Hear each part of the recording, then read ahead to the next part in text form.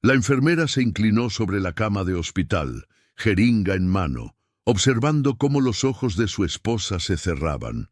Para cualquier observador, Malcolm Webster parecía devoto, un esposo atento cuidando de su cónyuge crónicamente enferma.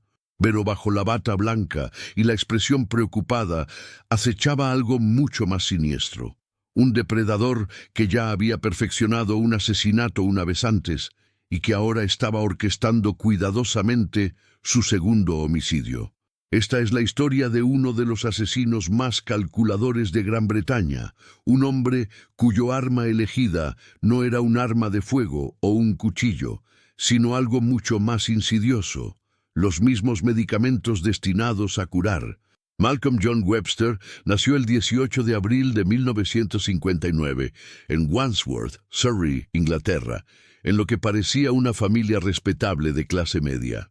Su padre, Alexander Webster, era un detective superintendente jefe de la Policía Metropolitana, un detalle que más tarde parecería irónicamente sombrío dado el futuro criminal de Malcolm. Su madre, Violet Webster, era una ama de casa que consentía a su hijo, quizás excesivamente según evaluaciones psicológicas posteriores. El joven Malcolm parecía común en la mayoría de los aspectos para observadores casuales, un estudiante promedio que no destacaba ni fracasaba particularmente. Pero aquellos que lo conocían íntimamente notaban algo inquietante. Era un mentiroso excepcionalmente convincente, incluso de niño. Los maestros informaban que Malcolm fabricaba historias elaboradas sobre tragedias familiares o logros personales con tal convicción que los adultos le creían implícitamente. Cuando era descubierto en mentiras, no mostraba vergüenza ni remordimiento, solo molestia por haber sido descubierto. Sus amigos de la infancia recordaron más tarde que Malcolm siempre parecía estar actuando, creando diferentes versiones de sí mismo para diferentes audiencias. Podía ser encantador y servicial un momento, frío y manipulador al siguiente. Había un vacío detrás de sus ojos que algunos encontraban perturbador, aunque la mayoría lo desestimaba como torpeza social. Después de completar su educación secundaria con calificaciones mediocres, Webster siguió una carrera en enfermería, formándose en varias instituciones durante la década de 1980. Finalmente, se cualificó como enfermero registrado, una profesión que le proporcionaría 3 herramientas críticas para sus futuros crímenes: respetabilidad, confianza y acceso sin restricciones a sustancias farmacéuticas controladas. Durante sus 20 años, Webster trabajó en varios puestos de enfermería, aunque su historial laboral era irregular. Se mudaba con frecuencia entre hospitales y centros de cuidado, a menudo dejando los puestos bajo circunstancias turbias. Investigaciones posteriores revelarían un patrón de discrepancias inexplicables de medicación donde quiera que Webster trabajara. Aunque en ese momento nadie conectó estos incidentes o los reconoció como señales de alarma. Aquellos que trabajaron junto a Webster lo describieron como competente pero extraño. Era excesivamente encantador con los pacientes y sus familias, particularmente con pacientes femeninas adineradas, pero mostraba poco calor genuino hacia sus colegas. Varias enfermeras informaron sentirse incómodas a su alrededor, aunque les costaba articular exactamente por qué. Su conocimiento médico parecía sólido, pero había algo teatral en su trato con los pacientes, como si estuviera interpretando un papel en lugar de cuidar genuinamente. Pero fue en sus relaciones personales donde la verdadera naturaleza de Webster comenzaría a revelarse. En 1993, Malcolm Webster conoció a Claire Morris mientras ambos trabajaban en Arabia Saudita. Claire, de 32 años, era todo lo que Webster buscaba en una víctima: exitosa, independiente, económicamente estable y, crucialmente, confiada. Trabajaba como enfermera en Riad, donde había construido una carrera sólida y ahorrado una cantidad considerable de dinero. Claire fue descrita por todos los que la conocían como vivaz, inteligente y llena de vida. Estaba cerca de su familia en Escocia, particularmente de su hermano Peter, con quien mantenía correspondencia regular. Le encantaba viajar, las actividades al aire libre y tenía un amplio círculo de amigos. Era el tipo de persona que iluminaba una habitación, cuya risa era contagiosa, cuya bondad era genuina. Cuando Malcolm Webster entró en su vida, Claire pensó que había encontrado a su alma gemela. El cortejo de Webster fue un comportamiento depredador del libro de texto, aunque Claire no tenía forma de reconocerlo en ese momento. La colmó de atención, afirmando que nunca había conocido a alguien como ella. Compartió historias fabricadas sobre su propia soledad y deseo de una relación significativa. Reflejaba sus intereses perfectamente. De repente desarrollaba pasiones por las mismas actividades que ella amaba, expresando opiniones que se alineaban precisamente con las suyas. La técnica de manipulación psicológica conocida como bombardeo de amor era la especialidad de Webster. Abrumó a Claire con gestos románticos, comunicación constante y declaraciones de devoción eterna. En cuestión de semanas, le había propuesto matrimonio. En cuestión de meses, estaban planeando su boda. Los amigos y la familia de Claire tenían reservas. La relación parecía moverse demasiado rápido. Había algo que no podían precisar sobre Malcolm, una superficialidad, una cualidad ensayada en su encanto. Pero Claire estaba enamorada y desestimó sus preocupaciones como sobreprotección. Se casaron en septiembre de 1993 en una ceremonia que Webster orquestó para parecer perfecta. Dio discursos elocuentes sobre su amor por Claire, su compromiso con su futuro juntos, su gratitud por encontrar a una mujer tan asombrosa. Los presentes recordaron más tarde lo convincente que parecía, lo genuinas que parecían sus emociones. Todo era un acto. Webster ya había comenzado a planear el asesinato de Claire. Los recién casados se establecieron en Aberdeenshire, Escocia, donde Webster había conseguido un puesto de enfermería en el hospital local. Compraron una casa juntos, uniendo sus ahorros, principalmente el sustancial fondo de Claire de sus años trabajando en el extranjero. Para los vecinos y conocidos casuales, parecían estar construyendo una vida idílica juntos, pero detrás de puertas cerradas se estaba desarrollando una pesadilla. En cuestión de semanas de la boda, Claire comenzó a experimentar síntomas extraños. Se quejaba de náuseas severas que la atacaban sin previo aviso. Se sentía mareada y desorientada, a menudo luchando por completar tareas simples. Lo más perturbador eran los episodios de somnolencia profunda que la invadían repentinamente, dejándola incapaz de funcionar. Claire, enfermera titulada ella misma, encontraba estos síntomas desconcertantes. Siempre había disfrutado de una excelente salud, y no parecía haber una explicación médica para su repentino deterioro. Visitó a su médico de cabecera repetidamente, se sometió a varias pruebas, pero los médicos no pudieron encontrar nada orgánicamente malo en ella. Lo que Claire no sabía, lo que nadie sabía, era que Malcolm Webster la estaba envenenando sistemáticamente con temazepam y otras benzodiazepinas. Como enfermero, tenía fácil acceso a estos poderosos sedantes. Entendía sus efectos íntimamente y sabía exactamente cómo administrarlos para mantener a Claire perpetuamente incapacitada, sin desencadenar una crisis médica inmediata que pudiera llevar al descubrimiento. Webster trituraba las pastillas y las mezclaba en la comida y bebidas de Claire. Él preparaba sus comidas, insistiendo en que era su forma de cuidar a su esposa enferma. Le preparaba té, le servía vino, le cocinaba la cena y con cada comida le administraba otra dosis de sedantes. Las drogas mantenían a Claire en una niebla constante. Luchaba por pensar con claridad, por recordar conversaciones, por mantener sus actividades normales. Su personalidad comenzó a cambiar bajo el asalto químico. La mujer vibrante y enérgica que sus amigos y familia conocían, se volvió retraída, confundida y cada vez más dependiente de su marido. Webster interpretó su papel perfectamente. Acompañaba a Claire a cada cita médica, hablando elocuentemente sobre sus síntomas a los proveedores de salud. Parecía genuinamente angustiado por su sufrimiento, quedándose despierto hasta tarde para cuidarla, tomándose tiempo libre del trabajo para asistir a consultas médicas.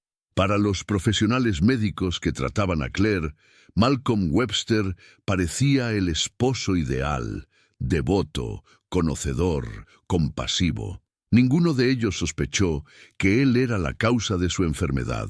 A medida que la condición de Claire se deterioraba, Webster comenzó a aislarla de su red de apoyo. Le decía a su familia que estaba demasiado enferma para visitas, que necesitaba descanso y tranquilidad. Interceptaba llamadas telefónicas y correo, limitando su contacto con el mundo exterior. Cuando el hermano de Claire, Peter, expresó preocupación por su salud y quiso visitar, Webster puso excusas. La casa era demasiado pequeña, Claire estaba demasiado enferma. Los médicos habían aconsejado contra la excitación. Claire, en su estado drogado, era incapaz de reconocer lo que estaba sucediendo. El aislamiento parecía razonable cuando Malcolm se lo explicaba. Después de todo, sí se sentía terrible. Quizás sí necesitaba evitar el estrés. Quizás la preocupación de su familia era abrumadora en lugar de útil. Webster había creado exitosamente las condiciones perfectas para el asesinato. Mientras envenenaba sistemáticamente a su esposa, Webster también estaba ocupado con la logística financiera de su plan. Tomó múltiples pólizas de seguro de vida sobre Claire, falsificando su firma en las solicitudes y seleccionando cuidadosamente pólizas que pagarían sumas sustanciales en caso de muerte accidental. La cobertura total excedía las 200,000, valor de más de 400,000 en el dinero de hoy. Era una fortuna, especialmente para una enfermera y una ama de casa en la Escocia rural a mediados de los años 90. Webster fue meticuloso en su planificación. Distribuyó las pólizas entre diferentes compañías de seguros para evitar levantar sospechas sobre un seguro excesivo. Se estableció a sí mismo como único beneficiario en todas las pólizas.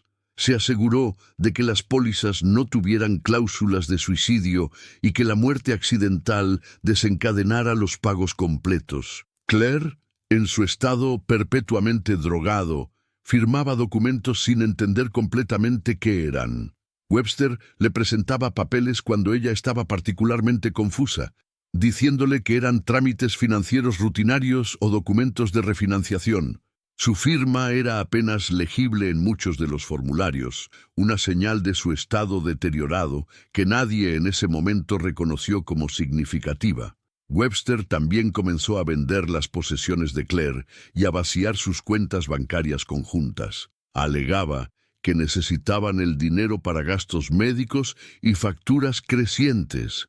En realidad, estaba transfiriendo la riqueza de Claire a cuentas a las que podría acceder después de su muerte.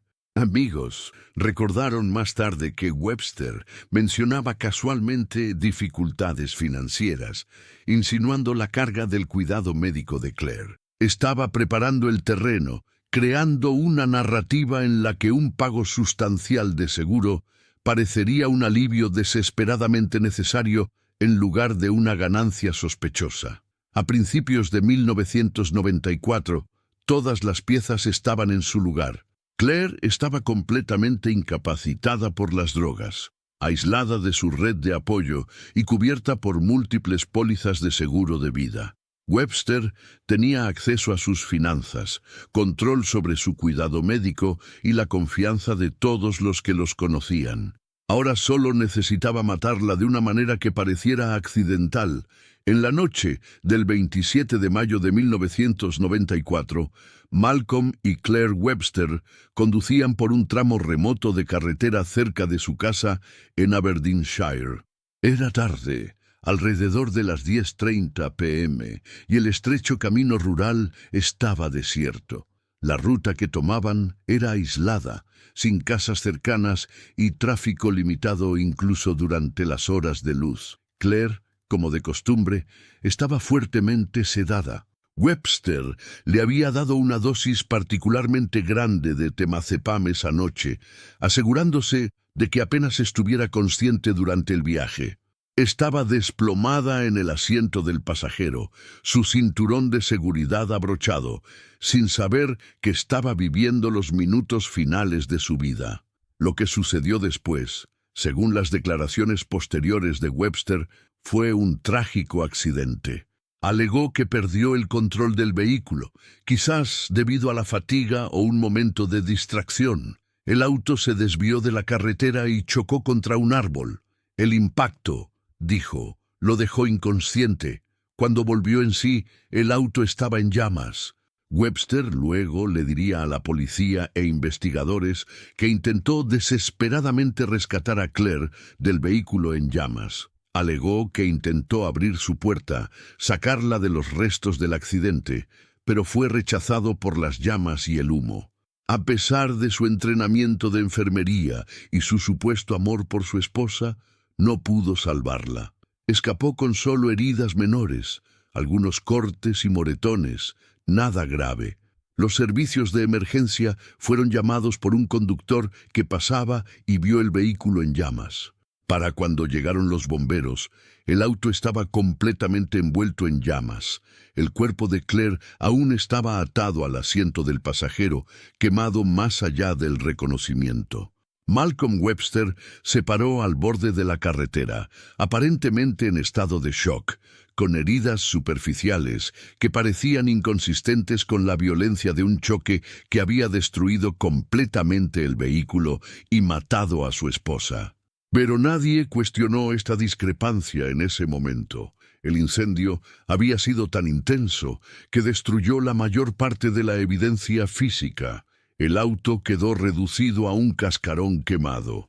El cuerpo de Claire estaba severamente dañado por las llamas, haciendo extremadamente difícil un examen forense detallado.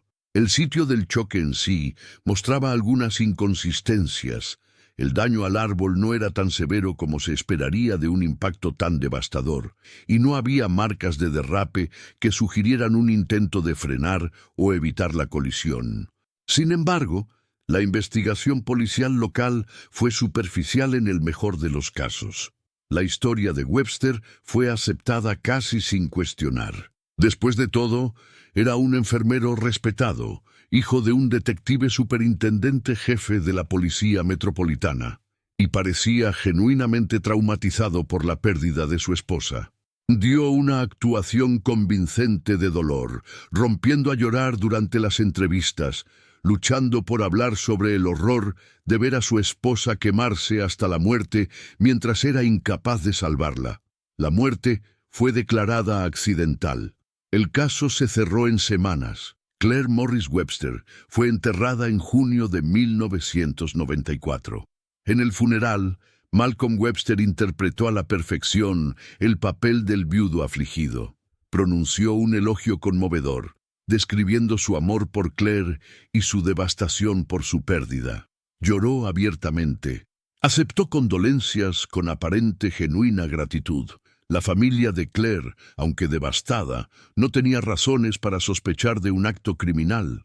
Ocurrían accidentes trágicos. El hecho de que Malcolm hubiera sobrevivido mientras Claire perecía parecía un destino cruel más que un asesinato calculado.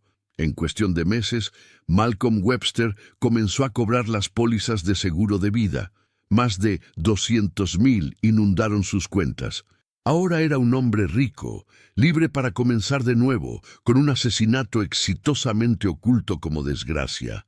Pero la composición psicológica de Webster, su psicopatía, su necesidad de control, su adicción a la emoción de la manipulación, significaba que no podía simplemente tomar su ganancia inesperada y desaparecer en la oscuridad cómoda.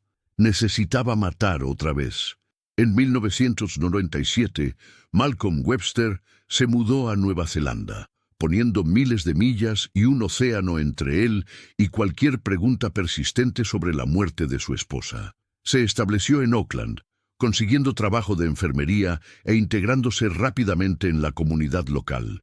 Webster se presentó como una figura trágica, un viudo que había perdido a su amada esposa en un horrible accidente y que ahora buscaba un nuevo comienzo en un nuevo país.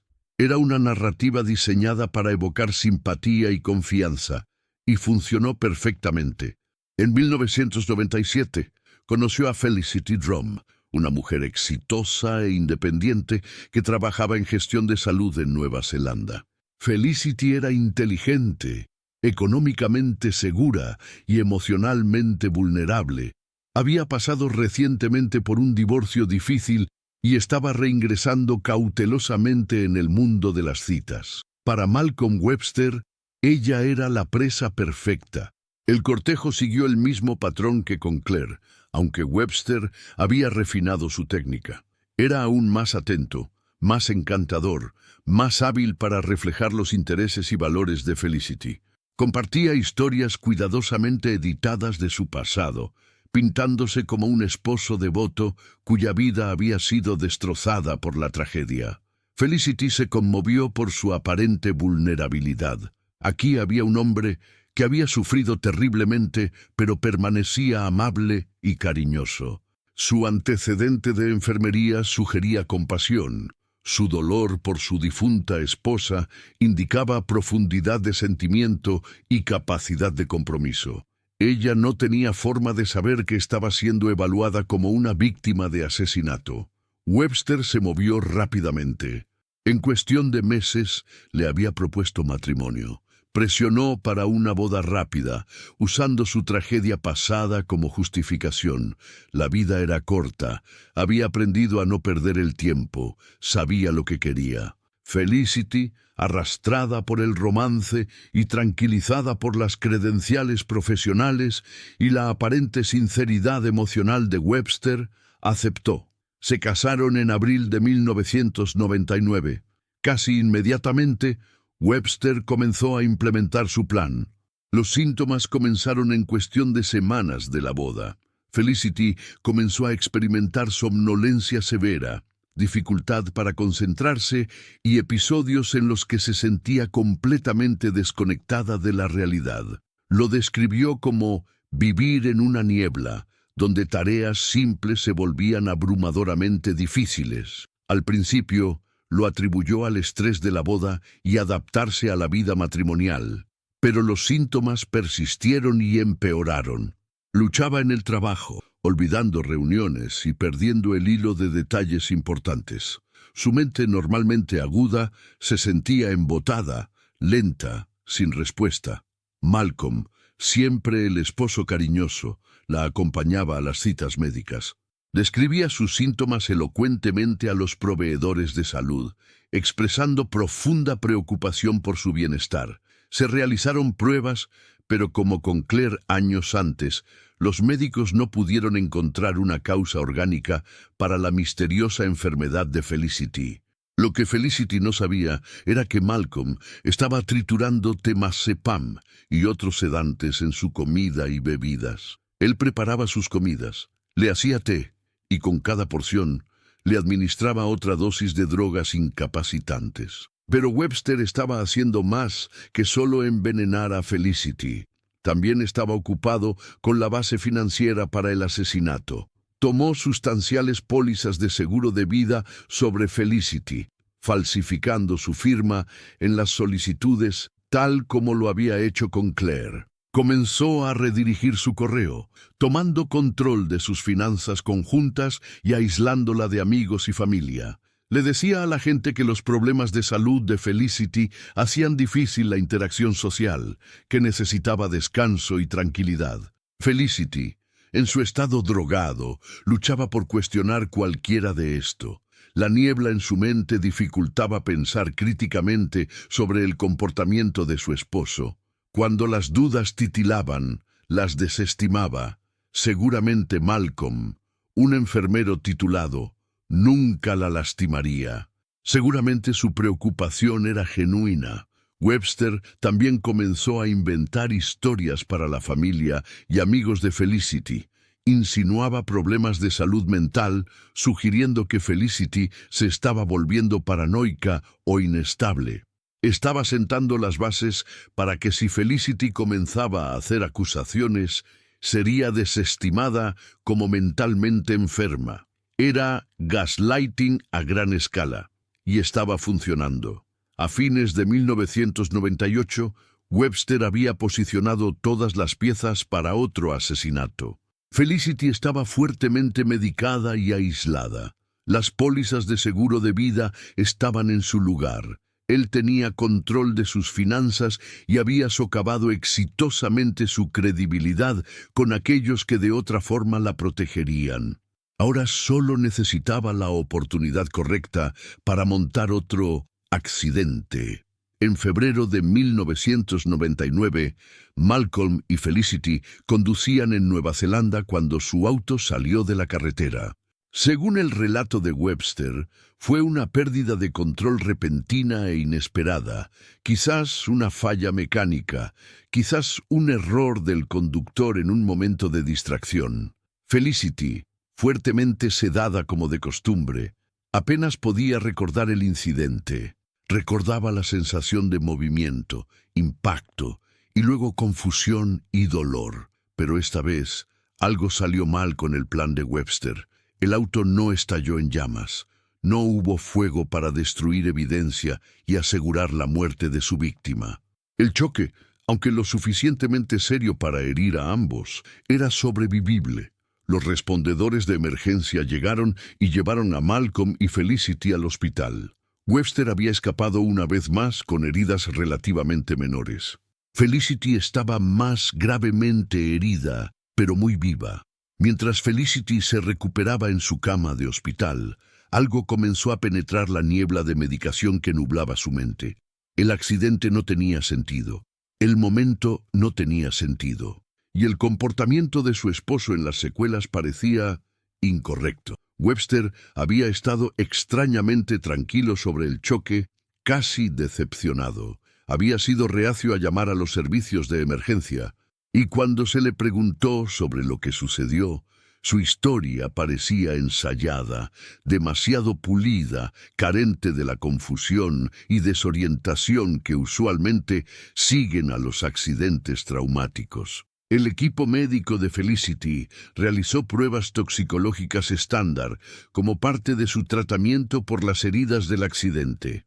Los resultados mostraron altos niveles de sedantes en su sistema, niveles inconsistentes con cualquier medicación que le hubiera sido recetada.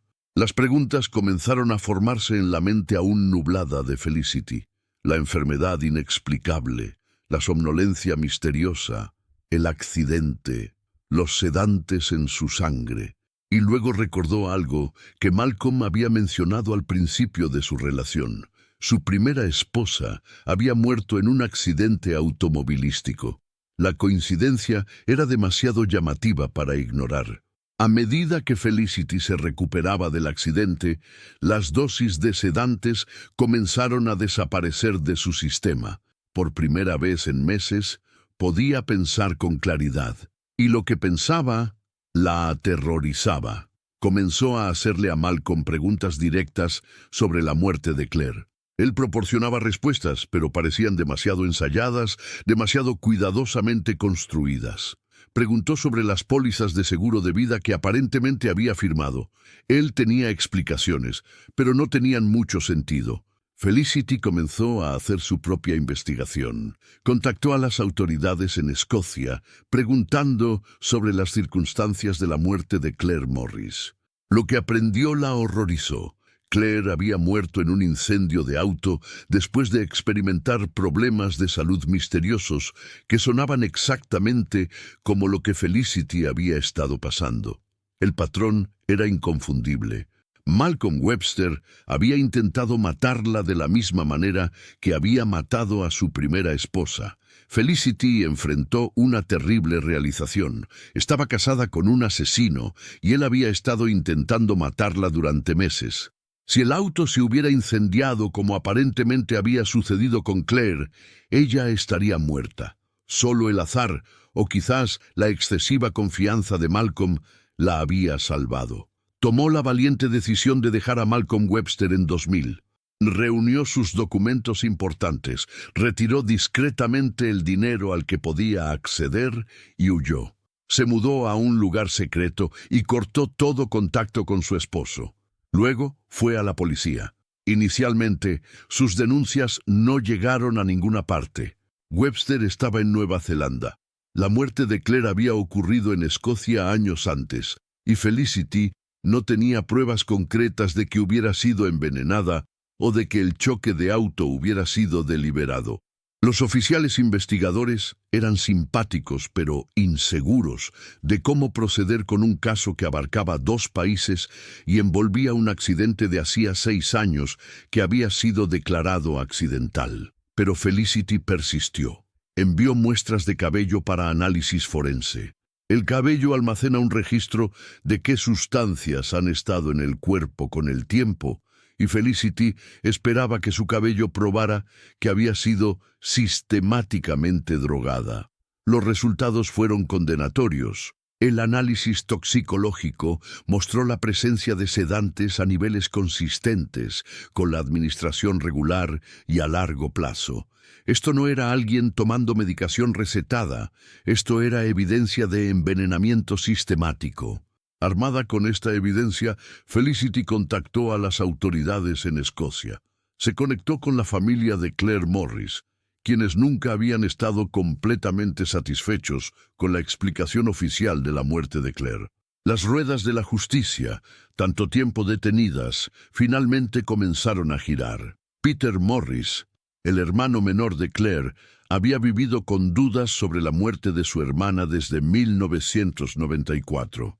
La explicación oficial, que Claire murió en un trágico accidente, nunca le había parecido del todo correcta. Claire había sido una persona cuidadosa, no dada a comportamientos imprudentes. La supervivencia de Malcolm con heridas mínimas, mientras Claire se quemaba hasta la muerte, parecía sospechosa. Y el repentino deterioro de la salud de Claire antes del accidente había preocupado a la familia en ese momento, aunque no sabían qué pensar. Cuando Felicity Drum contactó a Peter Morris en 2000 y describió su experiencia, todo encajó. El patrón era demasiado similar para ser una coincidencia. La misteriosa enfermedad, el envenenamiento, las pólizas de seguro de vida, el choque de auto. Peter Morris se convirtió en una fuerza impulsora en la campaña para que la muerte de Claire fuera reinvestigada. Reunió correspondencia antigua de Claire, registros médicos, documentos de seguros, cualquier cosa que pudiera proporcionar evidencia de un acto criminal.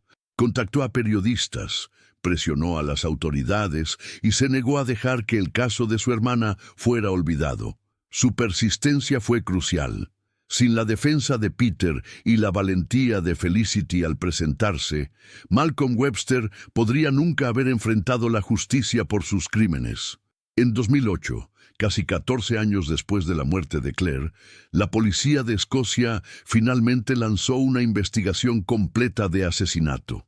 Exhumaron el cuerpo de Claire y realizaron un examen forense exhaustivo utilizando técnicas modernas no disponibles en 1994. Incluso después de 14 años en la Tierra y el severo daño del incendio, los expertos forenses pudieron extraer evidencia útil. Analizaron el cabello, huesos y tejido restante de Claire en busca de rastros de drogas. Examinaron el patrón de heridas del choque. Revisaron la investigación original del accidente con ojos frescos y sospechosos. Lo que encontraron apoyó la teoría del asesinato. Los restos de Claire mostraron evidencia consistente con exposición a sedantes a largo plazo. El patrón de heridas sugería que había estado inconsciente durante el choque, no por el impacto, sino por el envenenamiento antes de que ocurriera el accidente. El daño por fuego al vehículo mostró patrones consistentes con el uso de acelerante, sugiriendo que el incendio había sido provocado deliberadamente en lugar de resultar del choque mismo. Los investigadores también examinaron los registros financieros de Webster del período alrededor de la muerte de Claire. Descubrieron las múltiples pólizas de seguro de vida, las firmas falsificadas, el drenaje de las cuentas de Claire en los meses antes de su muerte. El caso contra Malcolm Webster se estaba construyendo, pero los fiscales sabían que necesitaban más que solo evidencia del caso de Claire. Necesitaban probar un patrón de comportamiento, un modus operandi que mostrara que estos no eran incidentes aislados, sino un método de operación calculado. Ahí es donde el testimonio de Felicity Drum se volvió crucial. La investigación se expandió para abarcar toda la historia de vida de Webster. Los detectives entrevistaron a exnovias, antiguos empleadores, colegas y cualquiera que hubiera tenido contacto significativo con Webster a lo largo de los años. Lo que surgió fue un retrato de un hombre que había estado engañando y manipulando personas durante décadas. Múltiples mujeres se presentaron con historias de ser cortejadas por Webster, luego sometidas a fraude financiero. Había pedido dinero prestado bajo falsos pretextos, falsificado documentos y mentido extensamente sobre su historial y cualificaciones. Una mujer describió una relación con Webster que se había superpuesto con su matrimonio con Felicity. Webster se había presentado como un empresario exitoso y soltero, sin mencionar nunca que tenía una esposa.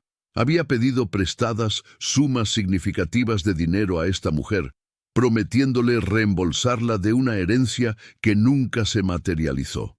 Los investigadores descubrieron que Webster había mentido en solicitudes de empleo, afirmando cualificaciones que no tenía y omitiendo períodos de desempleo o puestos de los que había sido despedido.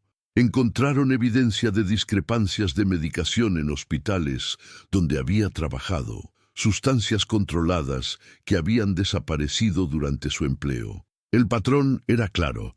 Malcolm Webster era un estafador y manipulador en serie que había escalado a asesinato cuando las recompensas financieras eran lo suficientemente sustanciales. Pero los fiscales necesitaban probar no solo que Webster era una mala persona, sino que había asesinado específicamente a Claire Morris e intentado asesinar a Felicity Drum. La evidencia era en gran medida circunstancial. No había testigos de los asesinatos, ninguna confesión, ninguna prueba irrefutable. Construir un caso procesable tomó años. Los investigadores trabajaron con expertos forenses, analistas financieros y profesionales médicos para reconstruir lo que había sucedido. Rastrearon documentos de seguros, registros médicos y transacciones financieras de más de una década antes. Entrevistaron a docenas de testigos que podían testificar sobre el comportamiento de Webster antes y después de la muerte de Claire. Encontraron al médico de cabecera que había tratado a Claire por sus síntomas misteriosos y que, en retrospectiva, reconoció el patrón de envenenamiento. Localizaron a los bomberos que habían respondido al auto en llamas y que recordaron que la intensidad del incendio había parecido inusual para un simple accidente de tráfico. Pieza por pieza, el caso se unió. En 2009, 15 años después del asesinato de Claire, Malcolm Webster fue arrestado y acusado de asesinato, intento de asesinato y múltiples cargos de fraude. Negó todo. El juicio comenzó en la Corte Superior de Glasgow en mayo de 2011 y se convertiría en uno de los casos criminales más complejos y observados de la historia legal escocesa. Duró 16 semanas y escuchó el testimonio de más de 130 testigos. La acusación fue liderada por el abogado defensor Derek Ogg QC, quien enfrentó la difícil tarea de probar asesinatos donde no había testigos, y gran parte de la evidencia física había sido destruida por el fuego o degradada por el tiempo. El caso contra Webster dependía de demostrar un claro patrón de comportamiento. Se dirigía a mujeres económicamente estables, se casaba con ellas rápidamente, tomaba pólizas de seguro de vida sobre ellas, las drogaba sistemáticamente para incapacitarlas, las aislaba de sus redes de apoyo y luego montaba accidentes diseñados para matarlas y desencadenar pagos de seguros. El toxicólogo forense profesor Robert Forrest testificó sobre los niveles de sedantes encontrados en las muestras de cabello de Felicity Drum y lo que indicaban sobre el envenenamiento a largo plazo. Explicó cómo el patrón de drogas encontrado era inconsistente con la medicación recetada, pero consistente con alguien siendo envenenado deliberada y sistemáticamente. El doctor Nicholas Bateman, consultor en farmacología clínica y toxicología, testificó sobre los efectos del temazepam y drogas similares. Explicó cómo las dosis que Webster había estado administrando habrían dejado a Claire y Felicity en un estado de grave deterioro, incapaces de pensar con claridad, reaccionar al peligro o incluso recordar lo que les estaba sucediendo. Expertos en investigación de incendios testificaron sobre los aspectos sospechosos del incendio del auto que mató a Claire. Explicaron cómo la intensidad y el patrón de propagación de las llamas sugerían el uso de acelerante. Notaron que para un auto quemarse tan completamente por un simple choque era altamente inusual. Especialistas en reconstrucción de accidentes analizaron el sitio del choque y los restos del vehículo. Testificaron que la evidencia física era inconsistente con el relato de Webster de perder el control y golpear un árbol. Los patrones de daño sugerían que el vehículo había sido estrellado deliberadamente a baja velocidad, luego incendiado mientras Claire estaba incapacitada dentro. Expertos financieros rastrearon la red de pólizas de seguro de vida, documentos falsificados y fraude monetario. Mostraron cómo Webster se había posicionado sistemáticamente para beneficiarse financieramente de las muertes de ambas mujeres, tomando pólizas por valor de cientos de miles de libras y estableciéndose como único beneficiario. Quizás lo más poderoso fue que la propia Felicity Drum testificó. Durante varios días, describió su cortejo con Webster, su misteriosa enfermedad, la realización gradual de que estaba siendo envenenada y su terror cuando entendió que su esposo probablemente había matado antes e intentaba matarla de nuevo. El testimonio de Felicity fue convincente no solo por lo que describía, sino por su credibilidad. Era educada, articulada y claramente traumatizada por su experiencia. Cuando los abogados defensores intentaron sugerir que había estado mentalmente inestable o había malinterpretado acciones inocentes, sus respuestas calmadas y detalladas demolieron sus argumentos. Peter Morris testificó sobre su hermana Claire, la mujer vibrante que había sido antes de conocer a Webster, y los cambios perturbadores en su salud y comportamiento después de su matrimonio. Describió su búsqueda de la verdad y la justicia durante años, su negativa a aceptar la mentira conveniente de que la muerte de su hermana había sido un simple accidente. Antiguos colegas de Webster testificaron sobre su comportamiento, su acceso a medicamentos controlados e incidentes donde las drogas habían desaparecido. Varios describieron sentirse incómodos a su alrededor, sintiendo que algo estaba mal, incluso si no podían articular exactamente qué. Exnovias testificaron sobre los patrones de manipulación y fraude de Webster.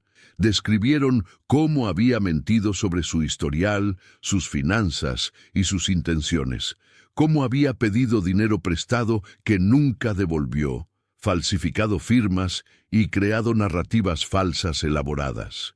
El efecto acumulativo de todo este testimonio fue devastador. Pintó una imagen de Malcolm Webster como un depredador frío y calculador que había pasado décadas manipulando, estafando y finalmente asesinando personas para obtener ganancias financieras. El equipo de defensa de Webster, liderado por Edgar Price QC, enfrentó una batalla cuesta arriba, Argumentaron que la muerte de Claire había sido un trágico accidente, que los problemas de salud de Felicity tenían otras causas y que Webster estaba siendo injustamente procesado basándose en coincidencia y evidencia circunstancial. El propio Webster tomó el estrado, una decisión arriesgada que finalmente fracasó. Bajo interrogatorio cruzado, su encanto ensayado se evaporó. Se volvió evasivo cuando se le preguntó sobre detalles específicos. Sus explicaciones para las pólizas de seguro de vida, las firmas falsificadas y las circunstancias sospechosas que rodeaban ambos choques se desmoronaron bajo escrutinio. Cuando se le preguntó por qué tanto su esposa como su segunda esposa habían experimentado síntomas misteriosos idénticos, Webster alegó que era coincidencia. Cuando se le confrontó con evidencia de que había estado drogando a Felicity, insistió en que los resultados toxicológicos eran erróneos o mal interpretados. Cuando se le preguntó por qué el auto que mató a Claire se había quemado tan intensamente, no tuvo explicación más que reafirmar que había sido un accidente. Su comportamiento en el estrado fue revelador. No mostró emoción genuina al discutir la muerte de Claire. Sus expresiones de dolor parecían teatrales, carentes de la espontaneidad del sentimiento real. Cuando era atrapado en inconsistencias, se irritaba en lugar de confundirse o molestarse. La reacción de alguien molesto, porque sus mentiras no estaban siendo creídas, en lugar de alguien genuinamente tratando de recordar eventos traumáticos. El jurado escuchó todo. La evidencia forense, los registros financieros, el testimonio de sobrevivientes y expertos y las propias negativas poco convincentes de Webster. Después de 16 semanas de testimonio y días de deliberación, llegaron a su veredicto. El 19 de mayo de 2011, 17 años después del asesinato de Claire, el jurado regresó con su veredicto, culpable de todos los cargos. Malcolm Webster fue condenado por el asesinato de Claire Morris Webster, el intento de asesinato de Felicity Drum, intentar casarse bigámicamente con una tercera mujer. Los investigadores habían descubierto que se había comprometido con otra mujer incluso mientras estaba casado con Felicity. Múltiples cargos de fraude por representación falsa. Intentar frustrar los fines de la justicia.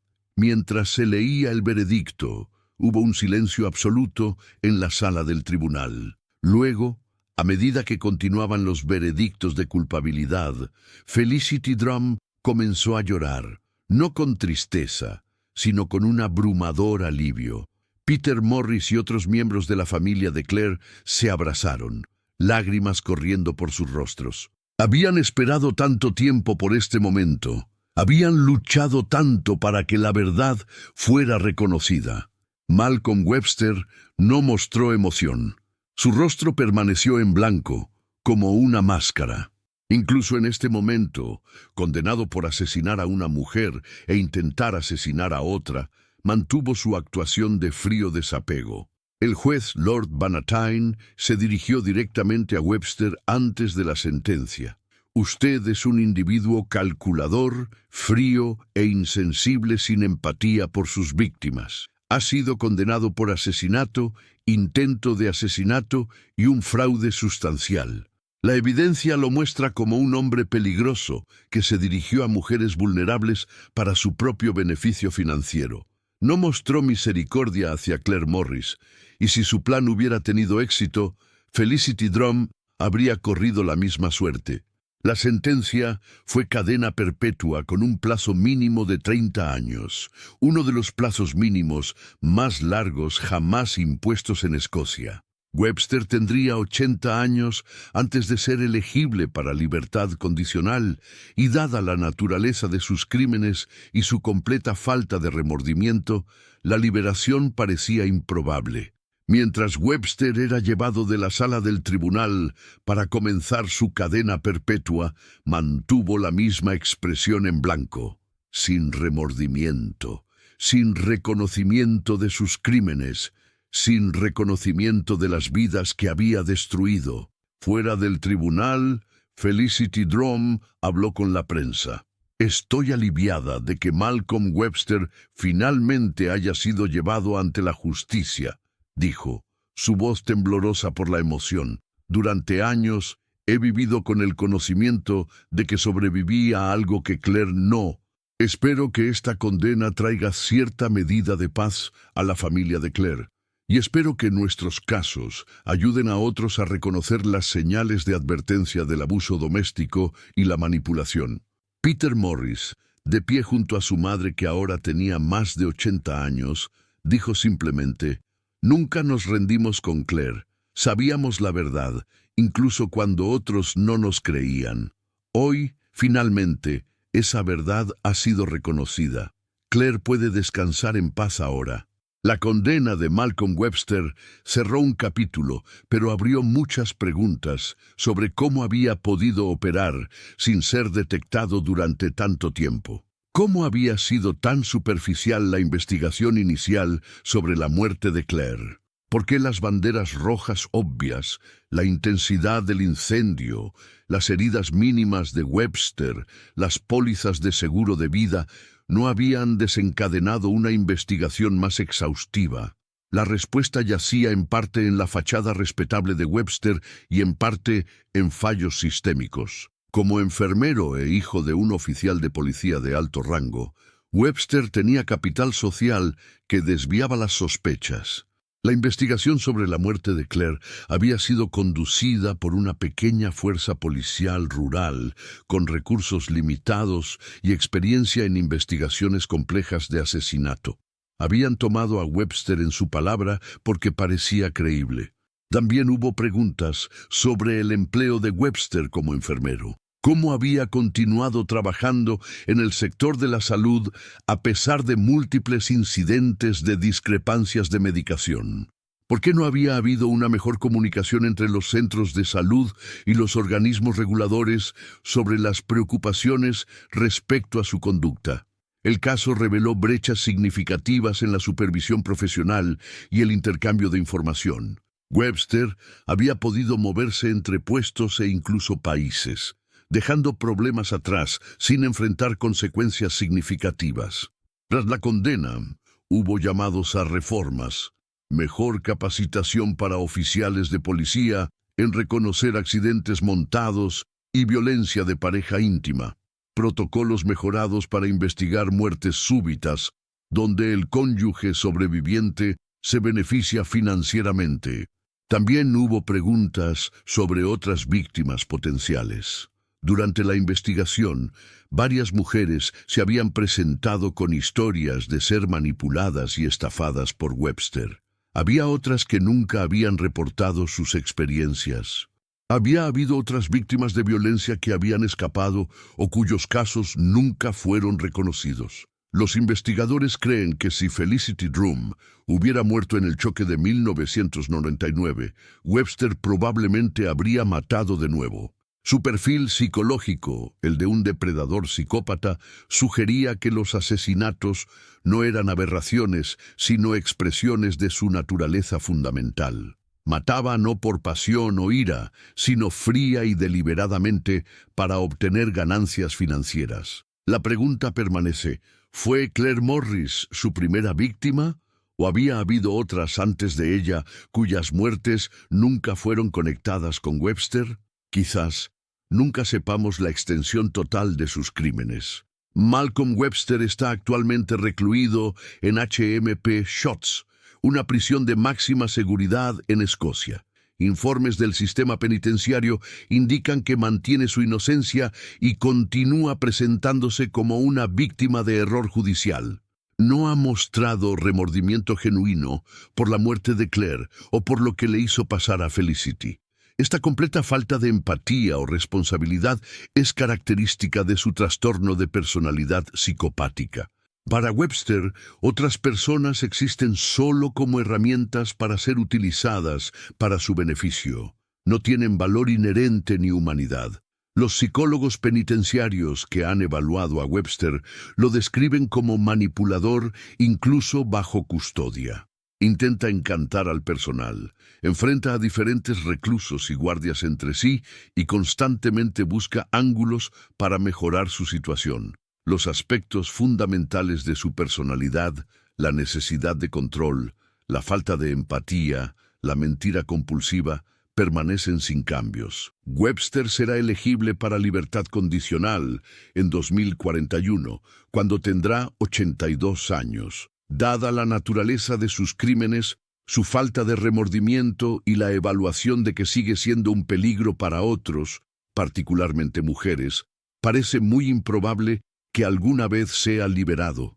El caso de Malcolm Webster ofrece varias ideas cruciales sobre la violencia de pareja íntima, la depredación financiera y el rostro del mal.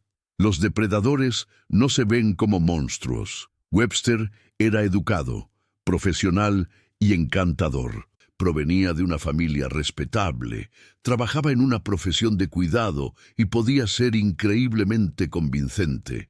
Esto es precisamente lo que lo hacía tan peligroso. Explotaba las suposiciones sociales sobre la respetabilidad para desviar las sospechas. El aislamiento es un arma. Tanto Claire como Felicity fueron sistemáticamente aisladas de sus redes de apoyo. Este aislamiento sirvió para múltiples propósitos. Evitaba que otros notaran el envenenamiento y la manipulación. Hacía que las víctimas fueran más dependientes de Webster y significaba que había menos personas que podrían cuestionar sus narrativas. Confía en tus instintos. Múltiples personas, amigos de Claire, colegas de Webster, la propia Felicity, tenían la sensación de que algo estaba mal, incluso si no podían articular qué. Estos instintos eran correctos. Cuando algo se siente mal en una relación, incluso si no puedes señalar evidencia específica, ese sentimiento merece atención. Los patrones importan. Cuando Felicity comenzó a notar similitudes entre su experiencia y la muerte de Claire, confió en esas observaciones a pesar de la manipulación psicológica que estaba experimentando. Reconocer patrones de abuso y control puede salvar vidas. La persistencia en buscar justicia es esencial. El caso se resolvió porque la gente se negó a rendirse. Felicity Drum, que huyó de su abusador y luego pasó años persiguiendo justicia. Peter Morris, que pasó más de una década investigando la muerte de su hermana. Y detectives que construyeron meticulosamente un caso con evidencia de décadas atrás. Su persistencia llevó a un asesino ante la justicia. Los fallos sistémicos pueden permitir el mal individual. La investigación superficial de la muerte de Claire, la falta de comunicación entre los organismos reguladores de salud, la facilidad con la que Webster obtuvo múltiples pólizas de seguro de vida, todos estos fallos sistémicos le permitieron continuar dañando a las personas. Más allá de los procedimientos legales y el análisis psicológico, debemos recordar el costo humano de los crímenes de Malcolm Webster. Claire Morris tenía 32 años cuando murió.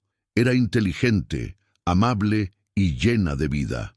Había viajado por el mundo, construido una carrera exitosa y tenía todo su futuro por delante. Quería hijos, quería envejecer, quería todas las cosas que la mayoría de la gente da por sentado. En cambio, murió en terror y dolor, traicionada por el hombre en quien más confiaba en el mundo. Pasó los últimos meses de su vida en una niebla inducida por drogas, incapaz de entender lo que le estaba sucediendo, aislada de la familia y amigos que podrían haberla salvado. Su familia ha vivido con un dolor agravado por la injusticia durante 17 años. Sabían que algo estaba mal, pero no podían probarlo. Fueron desestimados, dudados y forzados a ver cómo el asesino de su hija caminaba libre y disfrutaba del dinero que había ganado con su muerte. Felicity Drum sobrevivió, pero lleva cicatrices que nunca sanarán completamente. Soportó meses de envenenamiento sistemático. Sufrió un choque de auto que estaba destinado a matarla. Vivió con el terror de darse cuenta de que su esposo había estado planeando asesinarla, de que cada amabilidad había sido una manipulación, de que toda su relación había sido una mentira diseñada para terminar en su muerte. La recuperación de una traición tan profunda toma años, si es que alguna vez se completa verdaderamente. Felicity ha tenido que reconstruir su capacidad de confiar, de sentirse segura en las relaciones, de creer que las expresiones de cuidado de las personas son genuinas. Ha transformado su trauma en defensa, hablando públicamente sobre su experiencia para ayudar a otros a reconocer las señales de advertencia de la manipulación y el abuso. Ambas mujeres merecían mucho más de lo que Malcolm Webster les dio.